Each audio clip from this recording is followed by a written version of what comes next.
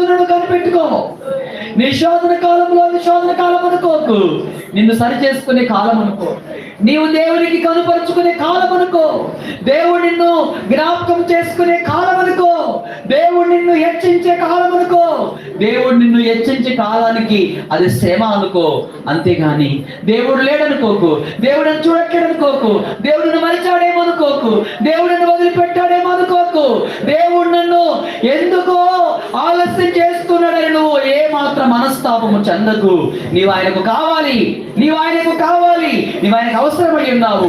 దేవుని పరిస్థితులు అద్భుతముగా యోసేపుకు మార్చినట్లుగా మారుస్తాడు. శత్రువు ఎదురు దేవుడికి వింత చేస్తాడు. శత్రువు ఎదురు దేవుడు నిన్ను గణపరుస్తాడు. నీ రోగము కుదుట పడుతుంది, నీ వ్యాధి నయమవుతుంది, నీ భయం తొలగిపోతుంది, నీ శరీరము కుదుట పడుతుంది, నీకు ఉద్యోగం వస్తుంది, నీ చదువులో నీకు ప్రాముఖ్యత ప్రాధాన్యత ఏర్పడుతుంది, నువ్వు విలువైన ఘనతకు నువ్వు